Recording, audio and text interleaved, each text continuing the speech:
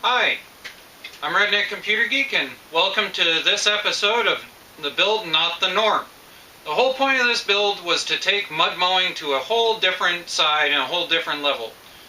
The idea being that there would be a central transmission that would act both as a transmission and a transfer case, and then also having a drive axle that goes to an MTD single-speed F&R transmission that acts as the rear end, just like you have in a pickup truck. Now, if you haven't seen my gas-powered Power Wheel build, I would suggest you go look at those build videos in order to see where this really basically started off. I've had this idea now for a couple of years, but that was really my test bed to make sure that these F&Rs could be run on their side, and now we're taking it to the next level. So I'm going to grab a power drill and we're going to spin up the pulley, and you guys will be able to see that once you spin it up, it runs the drive shaft and runs the rear end. Then I'll grab the camera and we'll go around and talk about a few things.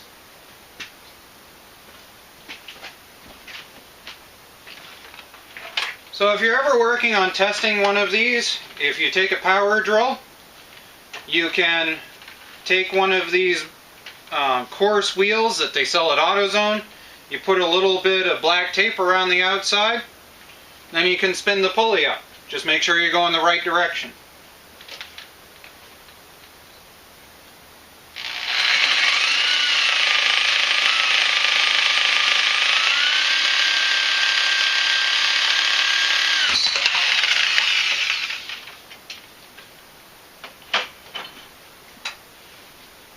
And there we go. There's our proof of concept, at least for now, until we get it flipped over and take her for a test drive. But I'm going to grab the camera and walk you around the rest of it. Alright, so as we come around here, I'd like to show you this particular sticker. This is for Sprocket's Garage. And that's because the concept of this particular transmission and the drive axle that's in it comes from another YouTuber.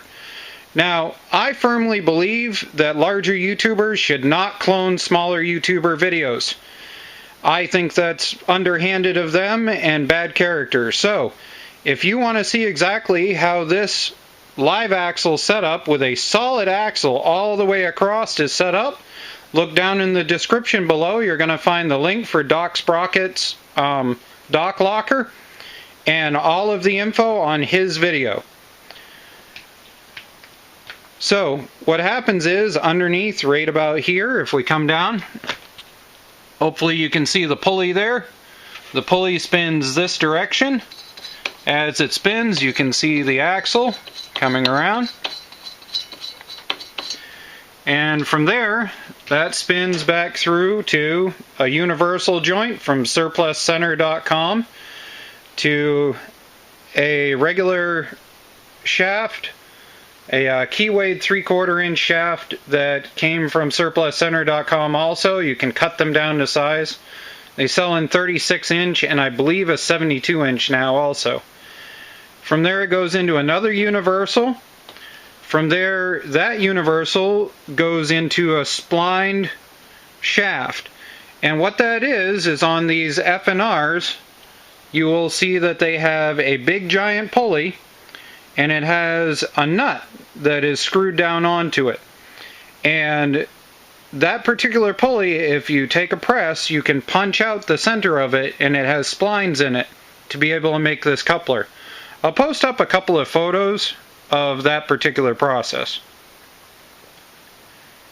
Now, from there, you have your brake right here, and what we're going to do is that we're going to have our clutch up towards the front, and our brake is just going to become a pull brake.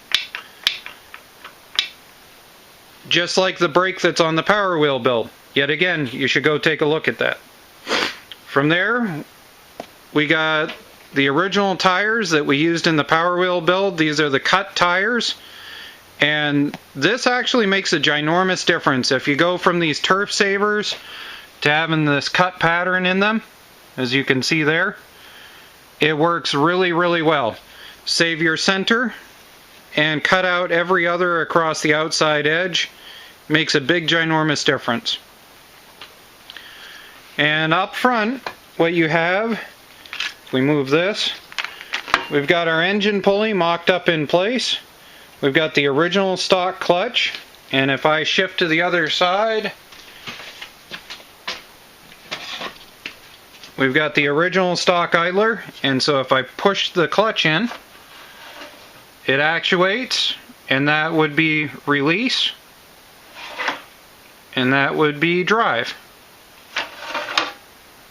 Release. Oops, got the brake locked in.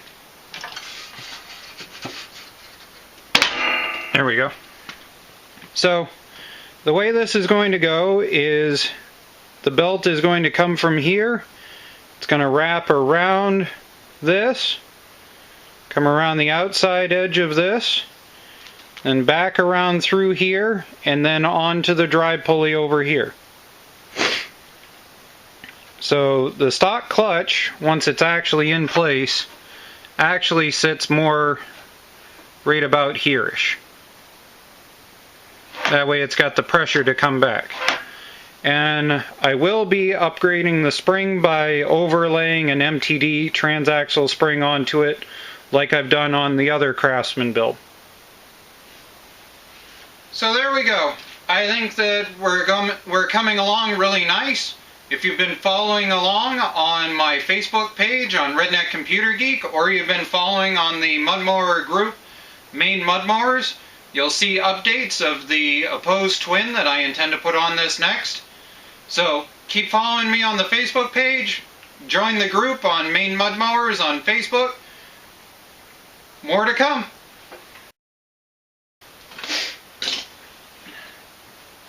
So, there we go. I'd say that we're gunning it right along.